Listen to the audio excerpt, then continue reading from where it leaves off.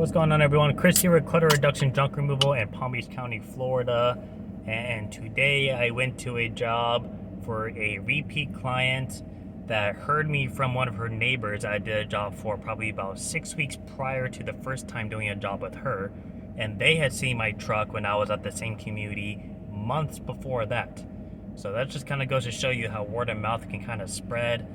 And I'll go ahead, I didn't film anything, but I'll throw up some pictures at the end of this video of the load size plus the pricing and how much we made today. But in the meantime, I want to talk about 5 things that you can do to help better operate your business. These are sources I heard from JunkCon recently. These are sources I heard from other professionals, other companies, and through a few books I've read over time kind of dealing with business. So if you like these kind of videos, be sure to like and subscribe for more. I plan on doing these twice a week, and a lot of it's going to be more tips and kind of knowledge I've kind of learned as well. And I'll also talk about things I've learned that haven't helped me out either. So I'll kind of do a nice little mix just to kind of better take a spread across all these different, things we hear about all the time with businesses, and we're just not sure what to do. So go ahead and stay tuned. Right now we're kind of hanging out by a Lowe's, kind of doing a little bit of on-site marketing because the job I finished up wouldn't take very long. And then we're going to kind of bounce around between other major home improvement stores nearby. The next one is going to be Home Depot, and then the next one after that it's going to be a floor restoration and a marble center. So just trying to get a little bit of a public exposure. So stay tuned for the next 5 tips.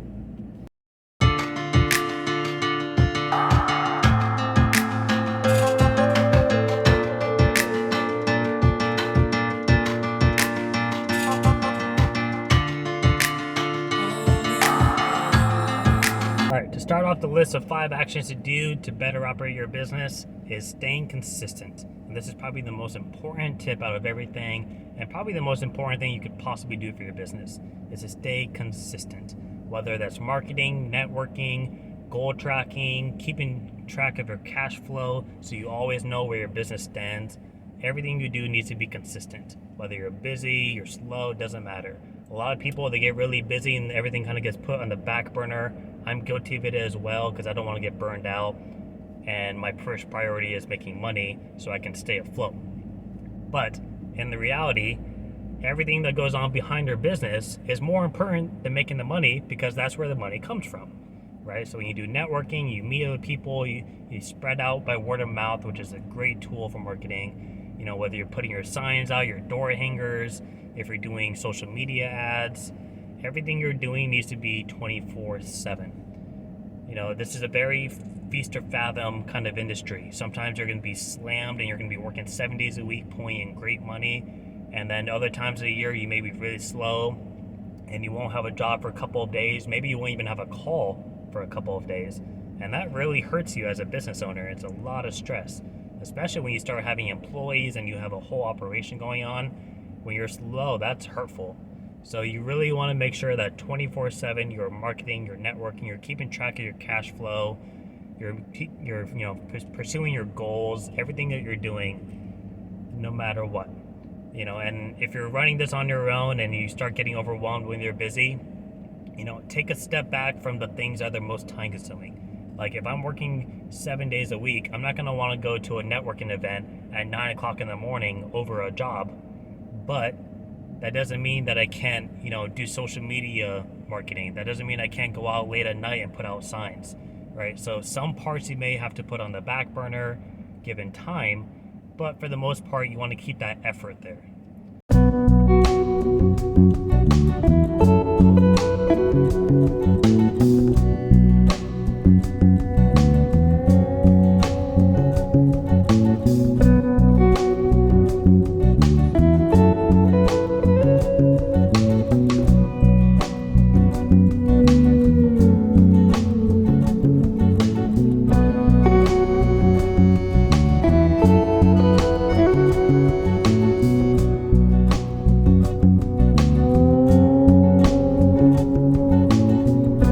Next tip is to track how people are finding you. Every time you do a job, you should be asking people, how did you hear about me? Whether it's from a sign, maybe they saw you on Google, maybe they saw you on Facebook, maybe their friend told them, their neighbor, their realtor, in which case try to get their realtor's name so that you could follow up with them as well. Everything that you do, you need to have a source for, because that's going to tell you where your marketing is working. So something I was talking to JoJo from Sonoma Hall Strong at JunkCon was, she was saying that, let's say over a course of a couple weeks, they'll get multiple people saying that, yeah, I saw you on Facebook. She'll look back at her posts and see, like, okay, what were we posting around this time? Because whatever it is, I want to do it again. And that's a really smart tactic, is to trace back your steps to see what you were doing at that time frame. If I go and put out 40 signs in 2 cities one day, and I start getting a couple of calls the next couple of weeks saying, yeah, I saw your sign, that tells me that those areas I visited are good areas to put signs out.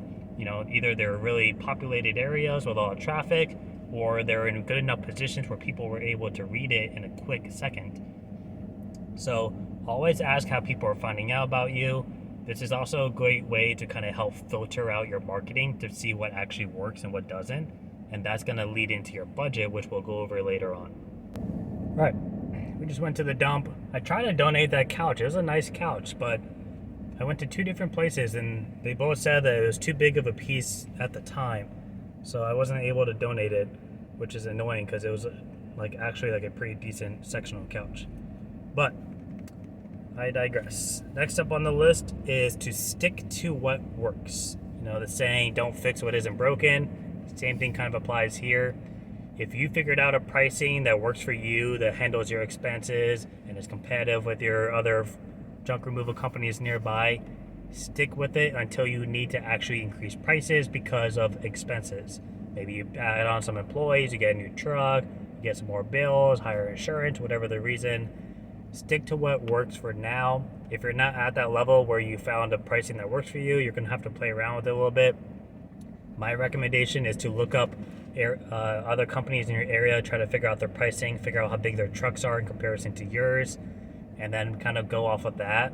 But make sure that you have your expenses and your bills for the month kind of added up and then divided by 30 days so you can kind of get a ballpark of where you need to be. The same thing with the stick to what works is for marketing. Kind of going back to the last tip where, ask people how they heard about you. If you get a lot of calls from, a specific source, continue doing it. If you do, let's say you do 5 marketing strategies, and one of them you have a call once in a blue moon, and maybe it takes you a couple of hours a week collectively. Maybe that's something that you should leave behind and focus more time in the ones that do work. Just an idea. But, if you do, let's say of those other 4 strategies, they're all working, but someone says, oh, I do these 3 things, don't add them on to your other 4, so now you have 7 different things to focus on, because then it kind of helps pull away some of your energy that you're putting in the ones that you know for a fact work. If your business starts slowing down and there's not any reason for the economy, maybe that's time to look into something else. But in the meantime, if something works, don't change it. And that also goes with how you operate your business. If you have a specific schedule that you do, or maybe you track your maintenance with your vehicles a certain way, or how you organize your receipts for your taxes, if all that's been working for you, don't change it. If it's something that you think will make things a little bit more efficient, experiment with it. But what I'm kind of getting at is, don't stress about constantly changing things if you don't need to. Right? It's kind of like a workout program. You can find a program that has linear progression and do the same exact thing for years. As long as you're still receiving results, what's the point in changing it? Unless it's boredom, but this is business. So, you can get bored of it, but if it works for you, it works for you. There's no need to really change it. But we're just going to go ahead and bang these all out here because I'm going to head home soon. Right now we're parked out by a Wawa. The next one is to brand yourself everywhere you go. So, you should always be on social media. You should always be driving around with your truck when you have availability for it, putting signs out or doing some sort of marketing every job you go to. Try to hand out your cards when you're doing jobs and neighbors walk by instead of just saying hello. Say, hi, I'm helping out your neighbor or so-and-so. Here's my card. wear your company shirts when you go out to public. Like, let's say you go into the grocery store, wear your shirt. Because guess what? At some point, you're going to be standing in line. Someone's going to be standing behind you. They're going to be looking at your shirt. So that may be a good opportunity for them to take a picture. Maybe they ask you questions about it. You can hand them a card. Make sure you're doing marketing in multiple places. You want your name and logo to be everywhere you go. And I say name and logo because names can be forgotten, but all of our logos are different.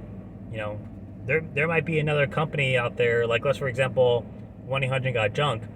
In my area, there's a 1-800-GOT-JUNK, and then there's just a Got Junk. I don't know if it's a sister company because it sounds like a copyright thing, but there's just a Got Junk, and their color and their logo is completely different. But that's a very easy way to mess up names. So I say logos because I feel like it's a more memorable, kind